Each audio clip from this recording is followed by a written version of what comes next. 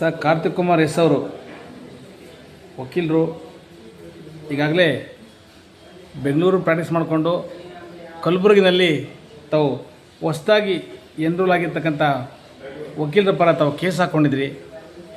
ಯಾವ ವಿಚಾರ ಅಂತೇಳಿ ತಾವು ತಿಳಿಸ್ಕೊಡ್ತೀರಾ ಸರ್? ಸರ್ ನಮಸ್ತೆ, ನಾನು ಕಾರ್ತಿಕ್ ಕುಮಾರ್ ಎಸ್ ಅಂತೇಳಿ ಬೆಂಗಳೂರು ಮತ್ತು ವಿವಿಧ ಕೋರ್ಟ್ಗಳಲ್ಲಿ ಅಡ್ವೊಕೇಟ್ ಆಗಿ ಪ್ರಾಕ್ಟೀಸ್ ಮಾಡ್ತಿದ್ದೀನಿ. ಅದೇ ರೀತಿ ಹೊಸದಾಗಿ ಎನ್ರೋಲ್ ಆಗಿರೋರ ಪರವಾಗಿ ಹೈಕೋರ್ಟ್ ಆಫ್ ಕರ್ನಾಟಕ ಕಲಬುರಗಿ ಪೀಠದಲ್ಲಿ ಒಂದು WP ಫೈಲ್ ಮಾಡಿದ್ವಿ. ವಿಚಾರ ಏನು ಅಂದರೆ ಅದು ಪ್ರೊವಿಷನಲಿ ಎನ್ರೋಲ್ಡ್ ಅಡ್ವೊಕೇಟ್ಸ್ ವಕಾಲತ್ನ ಸೈನ್ ಮಾಡ್ಬೋದಾ ಇಲ್ವಾ ಅನ್ನೋದು ಮಾತ್ರ ವಿಚಾರ ಇತ್ತು. ಅದ್ರ ವಿಚಾರವಾಗಿ ನಾನು ಕಲಬುರಗಿ ಹೈಕೋರ್ಟ್ನಲ್ಲಿ ಅವ್ರ ಪರವಾಗಿ ವಕಾಲತ್ ಹಾಕಿ ಆರ್ಗ್ಯೂ ಮಾಡಿದ್ವಿ. ಸರ್ ತಾವು ಹೇಳಿದ್ರೆ ಕೇಸ್ ಹಾಕ್ಕೊಂಡಿದ್ರಿ ಅಂತ, ತಾವು ಯಾವ ಒಂದು ವಿಚಾರ ಅಂತೇಳಿ ತಾವು ತಿಳಿಸ್ಕೊಡ್ಬೇಕು ಸರ್. ಈಗಾಗಲೇ ಹೇಳಿದಂತೆ ಈ ಪ್ರೊವಿಷನಲಿ ಎನ್ರೋಲ್ಡ್ ಅಡ್ವೊಕೇಟ್ಸ್ ಅಂದರೆ ಯಾರ್ಯಾರು LLB ಮುಗಿಸ್ತಾರೆ ಅವ್ರು ಬಂದು ಎನ್ರೋಲ್ಮೆಂಟ್ ತೊಗೊಳ್ಬೇಕು.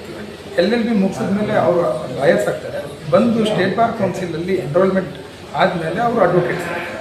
ಅವರು ಅಡ್ವೊಕೇಟ್ ಆದಮೇಲೆ 2 ವರ್ಷಗಳ ಕಾಲದ ಒಳಗಡೆ ಅವರು ಪ್ರೊವಿಷನಲಿ ಎನ್ರೋಲ್ಮೆಂಟ್ ಸರ್ಟಿಫಿಕೇಟ್ ಅದರ ಕೊಟ್ಟಿರ್ತಾರೆ. ಆ ಪೀರಿಯಡಲ್ಲಿ ಅವರು ವಕಾಲತ್ ಸೈನ್ ಮಾಡ್ಬೋದಾ ಇಲ್ವಾ ಅನ್ನೋದು ಒಂದು ಕ್ಲಾರಿಫಿಕೇಷನ್ಗೋಸ್ಕರ ನಾವು ಹೈಕೋರ್ಟ್ ಆಫ್ ಕರ್ನಾಟಕ ಕಲಬುರಗಿ ಪೀಠದಲ್ಲಿ ಕೇಸ್ ಹಾಕ್ಕೊಂಡಿದ್ದೀವಿ.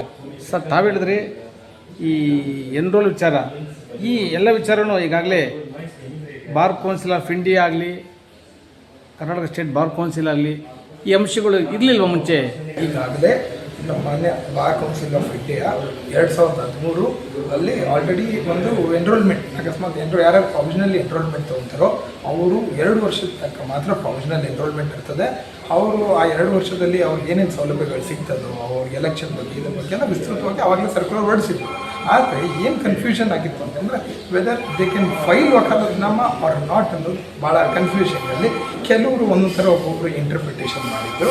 ಆ ಇಂಟರ್ಪ್ರಿಟೇಷನ್ಗಳಲ್ಲಿ ಕೆಲವರು ಬರೀ ಫೈಲಿಂಗ್ ಮಾಡ್ಬೋದು, ಅವ್ರು ವಕಾಲತ್ ಸೈನ್ ಮಾಡೋಂಗಿಲ್ಲ, ಮತ್ತು ಜಾಯಿಂಟ್ ವಕಾಲತ್ ಹಾಕಬೇಕು ಅಂತೆಲ್ಲ ಹೇಳಿದರು. ಆ ವಿಚಾರವಾಗಿ ಮಾನ್ಯ ಬಾರ್ ಕೌನ್ಸಿಲ್ ಆಫ್ ಇಂಡಿಯಾ 2024ರಲ್ಲಿ ನಮ್ಮ Andhra Pradesh state bar council ಒಂದು ಕ್ಲಾರಿಟಿ ಕೊಟ್ಟಿತ್ತು. ಅದರಲ್ಲೂ ಸಹ ಬರೀ ಫೈಲಿಂಗ್ ಆಫ್ ವಕಾಲತ್ನಾಮ ಅಂತ ಹೇಳಿದರು.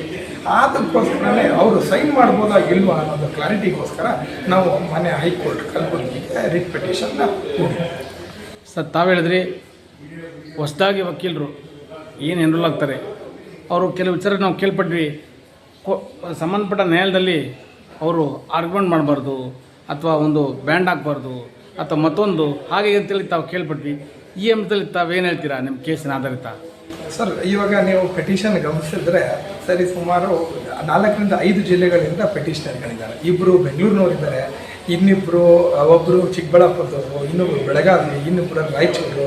ಈ ವಿವಿಧ ಭಾಗಗಳಿಂದ ಬಂದು ಅವರೆಲ್ಲ ಅವ್ರು ಹೇಳಿದ್ರು ಏನಂತಂದರೆ ಅವ್ರವ್ರ ಜಿಲ್ಲೆಗಳಲ್ಲಿ ಅವ್ರವ್ರ ಕೋರ್ಟ್ಗಳಲ್ಲಿ ಏನು ನಡೀತಿದೆ, ಕೆಲವು ಕಡೆ ಬ್ಯಾಂಡ್ ಹಾಕೋಬೋದು, ಕೆಲವು ಕಡೆ ಬ್ಯಾಂಡ್ನ ಹಾಕಿರೋ ಬ್ಯಾಂಡ್ನ ತೆಗೆಸಿರೋದು, ಕೆಲವು ಕಡೆ ಕೋರ್ಟ್ ಹಾಕೊಳ್ಳೋಂಗಿಲ್ಲ, ಕೆಲವು ಕಡೆ ವಕಾಲತ್ ಸೈನ್ ಮಾಡೋಂಗಿಲ್ಲ, ಈ ಥರ ಎಲ್ಲ ಹೇಳಿದಾಗ ಅದರಿಂದ ಅವ್ರಿಗೆ ಏನು ರೈಟ್ಸ್ ಇದೆ, ಅವರು whether they can sign vakalat or not, whether they can wear band or not, whether they can practise in court or not, ಅಂದರೆ ಆರ್ಗ್ಯೂ ಮಾಡ್ಬೋದಾ ಇಲ್ಲ, ಇದೆಲ್ಲದ್ರ ಬಗ್ಗೆ ವಿಸ್ತೃತವಾಗಿ ಅವ್ರಿಗೆ ಸಂದೇಶಗಳು.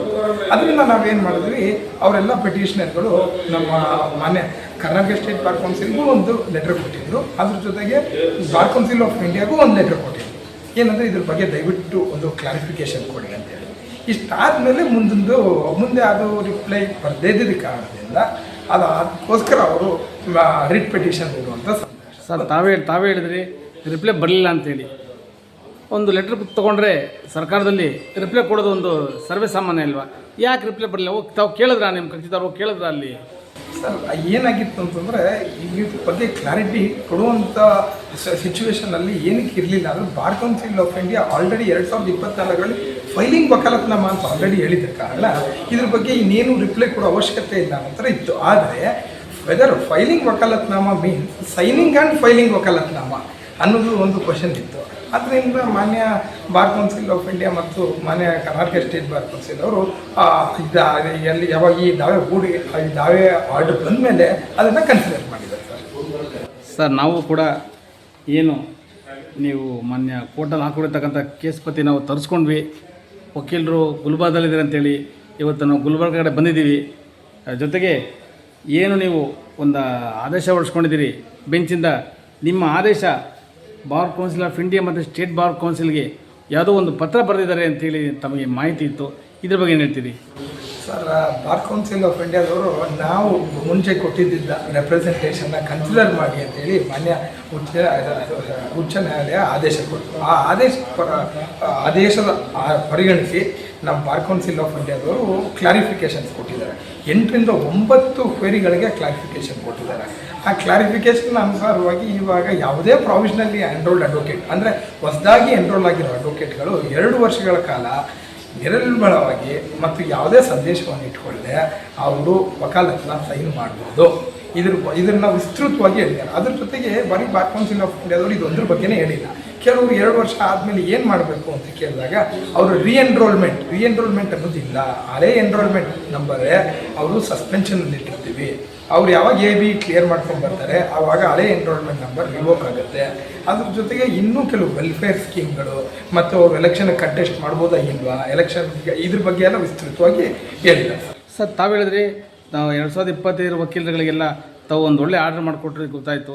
ಇದ್ದಾಗ ಏನು ಈ ಹೊಸದಾಗಿ ಎನ್ರೋಲ್ ಆಗಿರ್ತಕ್ಕಂಥ ವಕೀಲರು ಅವರಿಗೆಲ್ಲ ವೆಲ್ಫೇರು ಮತ್ತು ನಮ್ಮ ವೋಟಿಂಗ್ ರೈಟು ಅವೆಲ್ಲ ಸಿಗ್ತದಾ? ಸರಿ, ಇಲ್ಲ. ಯಾವುದೇ ಕಾರಣಕ್ಕೂ ಪ್ರಾವಿಷನಲಿ ಎನ್ರೋಲ್ಮೆಂಟ್ ಆಗಿರೋ ವಕೀಲರಿಗೆ ವೋಟಿಂಗ್ ರೈಟ್ ಮತ್ತು ವೆಲ್ಫೇರ್ ಸ್ಕೀಮ್ಗಳು ಯಾವುದೂ ಅಪ್ಲಿಕೇಬಲ್ ಆಗೋದಿಲ್ಲ. ಆದರೆ ಪ್ರಾವಿಷನಲಿ ಎನ್ರೋಲ್ ಆಗಿರೋ ಅಡ್ವೊಕೇಟ್ಗಳು AIB ಎಕ್ಸಾಮ್ನ 2 ವರ್ಷದ ಒಳಗಡೆನೇ ಮುಗಿಸ್ಕೊಂಡು ಅವ್ರು ಪರ್ಮನೆಂಟ್ ಎನ್ರೋಲ್ಮೆಂಟ್ ಮಾಡ್ಕೊಂಡಾಗ ಮಾತ್ರ ಅವರು ಮೆಂಬರ್ಶಿಪ್ ಸಿಗ್ತದೆ, ಎನ್ರೋಲ್ಮೆಂಟ್ ಅವರಿಗೆ ವೆಲ್ಫೇರ್ ಸ್ಕೀಮ್ಗಳು ಸಿಗ್ತದೆ, ವೋಟಿಂಗ್ ರೈಟ್ ಸಿಗ್ತದೆ.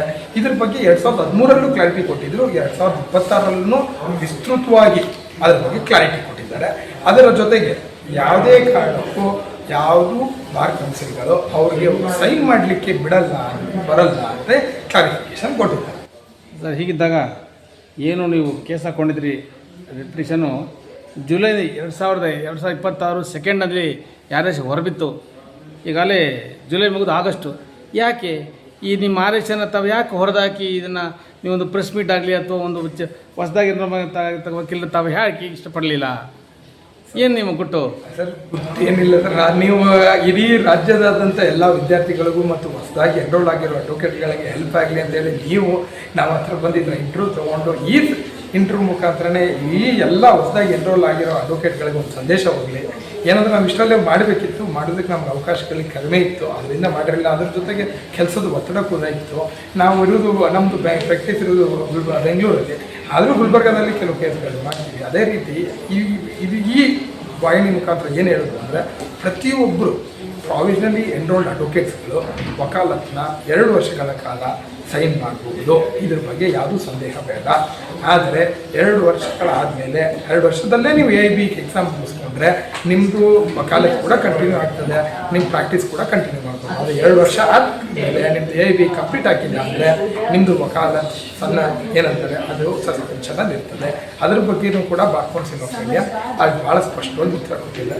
ಈ ವಾಹಿನಿ ಮುಖಾಂತರ ನಮ್ಮ ಪತ್ರನ ಪರಿಗಣಿಸಬೇಕು ಅಂತೇಳಿ ಮಾನ್ಯ ಉಚ್ಚ ನ್ಯಾಯಾಲಯ ಹೇಳಿದುಕೊಂಡೆ ಬಾರ್ ಕೌನ್ಸಿಲ್ ಆಫ್ ಇಂಡಿಯಾ ಮತ್ತು ನಮ್ಮ ಕರ್ನಾಟಕ ಸ್ಟೇಟ್ ಬಾರ್ ಕೌನ್ಸಿಲು ಇಬ್ಬರು ನಮ್ಮ ಪತ್ರಗಳನ್ನ ತಗೊಂಡು ಅದ್ರ ಬಗ್ಗೆ ವಿಸ್ತೃತವಾಗಿ ಕ್ಲಾರಿಫಿಕೇಷನ್ ಕೊಟ್ಟಿರೋದ್ರಿಂದ ಅವ್ರಿಗೂ ಧನ್ಯವಾದಗಳು ತಿಳಿಸ್ತಾ, ಜೊತೆಗೆ ನಿಮ್ಮ TV ಚಾನಲಿಂದ ನಮ್ಮ ಇಂಟರ್ವ್ಯೂ ಕರೆದು ಈ ಎಲ್ಲ ಮೂಲೆ ಬೆಂಗಳೂರು ಕರ್ನಾಟಕದ 224ಕ್ಕಿಂತ ಜಾಸ್ತಿ ತಾಲೂಕುಗಳಿರೋ ಎಲ್ಲ ಕೋರ್ಟಲ್ಲಿ ಪ್ರಾಕ್ಟೀಸ್ ಮಾಡ್ತಿರೋ ಎಲ್ಲ ಅಡ್ವೊಕೇಟ್ಗಳಿಗೂ ಮತ್ತು ಮುಂಬರುವ ವಿದ್ಯಾರ್ಥಿಗಳಿಗೂ ನೀವು ಈ ಒಂದು ಸಂದೇಶ ತಲುಪಬೇಕು ಅನ್ನೋ ಒಂದು ಸದುದ್ದೇಶದಿಂದ ನಮ್ಮ ಇಂಟರ್ವ್ಯೂ ಕರೆದಿರೋದಕ್ಕೆ ತುಂಬ ಧನ್ಯವಾದಗಳು. ಸರ್, ತಮ್ಮಲ್ಲಿ ಮತ್ತೊಂದು ಕೇಳೋಕ್ಕೆ ಇಷ್ಟಪಡ್ತೀವಿ.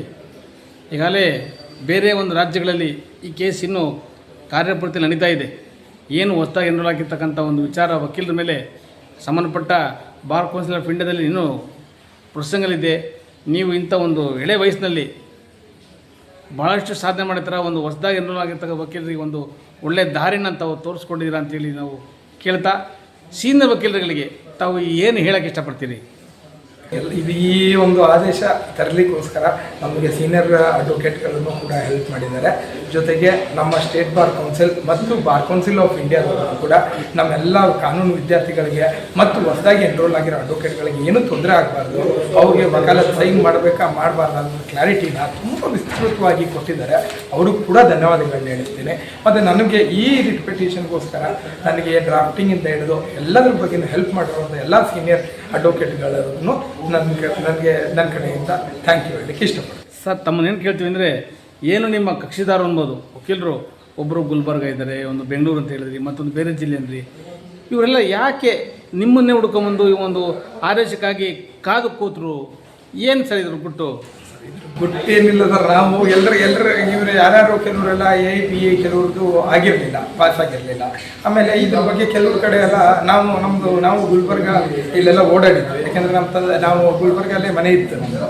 ಸೊ ಗುಲ್ಬರ್ಗದಿಂದನೂ ಸ್ವಲ್ಪ ಕಾಂಟ್ಯಾಕ್ಟ್ಗಳಿತ್ತು.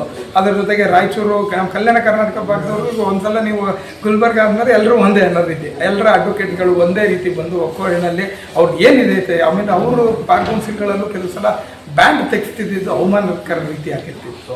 ಇನ್ನು ಕೆಲವ್ರಿಗೆ ಕೋರ್ಟ್ ತೆಗೆಸ್ತಿದ್ರು. ಆಮೇಲೆ ನೀವು ವಕಾಲತ್ ಸೈನ್ ಮಾಡೋಂಗಿಲ್ಲ ಅಂತಂದರೆ ಅವ್ರಿಗೆ ಒಂಥರ ಇನ್ಫೀರಿಯಾರಿಟಿ ಆಗಿತ್ತು. ಆದ್ದರಿಂದ ಅವರೆಲ್ಲರೂ ಬಂದು ಇದಕ್ಕೇನಾದರೂ ಒಂದು ಟೆಕ್ನಿಕಲ್ ಎಂಡಿಗೆ ತೊಗೊಂಡೋಗ್ಬೇಕು, ಇದ್ರ ಬಗ್ಗೆ ಕ್ಲಾರಿಟಿ ತೊಗೋಬೇಕು ನಾವು ಅಂತ ಹೇಳಿದಾಗ ಇದೇ ಗುಟ್ಟು ಸರ್. ಅದ್ರ ಬಗ್ಗೆ ಅವರೆಲ್ಲರೂ ಬಂದಿದ್ದು, ಅವರೆಲ್ಲರೂ ಬಂದಿದ್ದರಿಂದ ಈ ಥರ ಒಂದು ಸುಖಾಂತ ಆಗೋ ಮಟ್ಟಕ್ಕೆ ಬಂದ್ವಿ ಸರ್. ಮತ್ತೊಂದು ತಮ್ಮನ್ನು ಕೇಳೋದಂದರೆ, ಕರ್ನಾಟಕ ಸ್ಟೇಟ್ ಬಾರ್ ಕೌನ್ಸಿಲರು ತಮಗೆ ಒಂದು ಈ ಆದೇಶ ಮೂಲಕ ಒಂದು ಪತ್ರ ಕೊಟ್ಟಿದ್ದಾರೆ.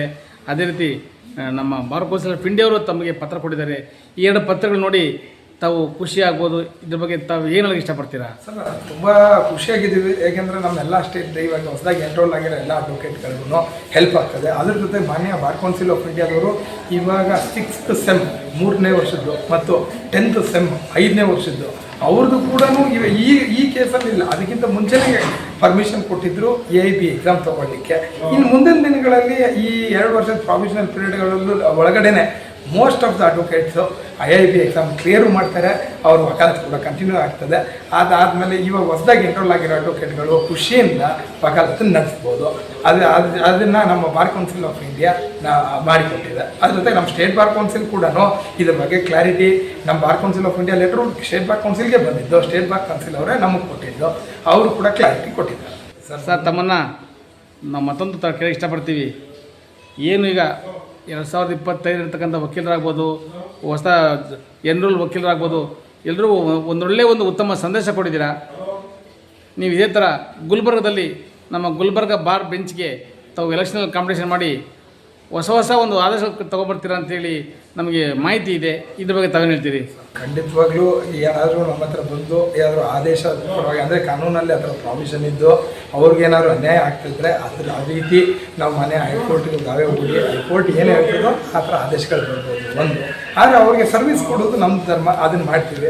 ಆದರೆ ಎಲೆಕ್ಷನ್ ವಿಚಾರವಾಗಿ ಸದ್ಯಕ್ಕಲ್ಲ, ಇನ್ನು ಮುಂದಿನ ದಿನಗಳಲ್ಲೂ ಯಾವುದೋ ಆ ಥರ ಆಲೋಚನೆ ಇಲ್ಲ, ಸದ್ಯಕ್ಕೂ ಆಲೋಚನೆ ಇಲ್ಲ. ಮುಂದಿನ ದಿನಗಳಲ್ಲೂ ನಾವು ಲೀಗಲ್ಲಾಗಿ ನಾವೇನು ಸರ್ವಿಸ್ ಕೊಡಬೇಕು ನಮ್ಮ ಕ್ಲೈಂಟ್ಗಳಿಗೆ ಮತ್ತು ಇನ್ಯಾರಿಗಾದ್ರೂ ಶೋಷಿತ ವರ್ಗದ ಪರವಾಗಿ ಮತ್ತು ನಮ್ಮ ಕಲ್ಯಾಣ ಕರ್ನಾಟಕದ ಎಲ್ಲ ಯಾರಿಗೆ ಏನೇ ತೊಂದರೆ ಆದ್ರೂ ಅವ್ರಿಗೆಲ್ಲ ಸರ್ವಿಸ್ ಕೊಡೋ ಮೋಟೋ ಒಂದೇ ಇರೋದ್ರಿಂದ ಬೇರೆ ಇನ್ನೇನು ಉದ್ದೇಶ ಇಲ್ಲ ಸರ್. ಕೊಟ್ಟದಾಗಿ ತಾವು ಎನ್ರೋಲ್ ವಕೀಲರಿಗೆ ಒಂದು ಒಳ್ಳೆಯ ಸಂದೇಶ ಕೊಟ್ಟಿದ್ದೀರಾ. ಅದೇ ರೀತಿ ಬಾರ್ ಕೌನ್ಸಿಲ್ ಆಫ್ ಇಂಡಿಯಾದಿಂದನೂ ಒಂದು ಆದೇಶ ಒಂದು ಸ್ವಾಗತ ಬಯಸಿದಿರಿ. ಸ್ಟೇಟ್ ಬಾರ್ ಕೌನ್ಸಿಲಿಂದನೂ ತಾವು ಒಂದೊಳ್ಳೆಯ ಒಂದು ಪತ್ರ ಸ್ವೀಕರಿಸಿ ಖುಷಿಯಿಂದ ಇದ್ದೀರಾ. ಇದೇ ರೀತಿ ಮಾಧ್ಯಮಕ್ಕೆ ತಾವು ಏನಾದ್ರು ಒಂದು ಸಂದೇಶ ಕೊಡಲಿಕ್ಕೆ ತಾವು ಏನಾದ್ರು ಬಯಸ್ತೀರಾ? ಮಾಧ್ಯಮಕ್ಕೆ ಏನು ಕೇಳ್ಕೊತೀನಿ ಅಂತಂದರೆ, ರಾಜ್ಯದಾದ್ಯಂತ ಇರೋ ಎಲ್ಲ ತಾಲೂಕು ಮತ್ತು ಹಳ್ಳಿಗಳಲ್ಲಿರೋ ಎಲ್ಲ ಪ್ರಾಕ್ಟೀಸ್ ಮಾಡ್ತಿರೋ ಅಡ್ವೊಕೇಟ್ಗಳಿಗೆ ಈ ಸಂದೇಶ ತಲುಪಬೇಕು, ಎಲ್ಲ ವಿದ್ಯಾರ್ಥಿಗಳಿಗೂ ತಲುಪಬೇಕು ಮತ್ತು ನಮ್ಮ ವಿದ್ಯಾರ್ಥಿಗಳಿಗೆ ಹೇಳ್ಕೊಡುವಂಥ ಫ್ಯಾಕಲ್ಟಿ ಅವ್ರಿಗೂ ಈ professionally enrolled advocates can sign vakalatnama ಅನ್ನೋದು ಎಲ್ರಿಗೂ ತಲುಪಬೇಕು ಮತ್ತು ಅದರ ಉಪಯೋಗ ಕೂಡ ಪಡ್ಕೋಬೇಕು. 2 ವರ್ಷಗಳ ಕಾಲ ಅವರು ಹೊರಗಡೆನೇ AIB ಕ್ಲಿಯರ್ ಮಾಡಿದ್ರೆ ತುಂಬ ಒಳ್ಳೆಯದು. ಏಕೆಂದರೆ ಇನ್ನು ಮುಂದೆ ಹೋಗ್ತಾ AIB ಎಕ್ಸಾಮ್ ಟಫ್ ಆಗ್ತಿದೆ. ಆದರೂ AIB ಎಕ್ಸಾಮ್ಗೆ ನೀವು 5 ವರ್ಷಗಳ ಕಾಲ ಅದು 3 ವರ್ಷಗಳ ಏನು ಓದಿರ್ತಾರೆ ಅದೇ ಬರುತ್ತೆ. ನೀವು ದಯವಿಟ್ಟು ಕ್ಲಿಯರ್ ಮಾಡಬೇಕು. ಆ ಮಾಧ್ಯಮದವರು ಎಲ್ಲರಿಗೂ ಈ ಸಂದೇಶ ತಲುಪಿಸ್ಬೇಕು ಅಂತೇಳಿ ವಿನಮ್ರತೆಯಿಂದ ಕೇಳ್ಕೊಳ್ತೀನಿ. ನಮಸ್ತೆ, ಧನ್ಯವಾದ.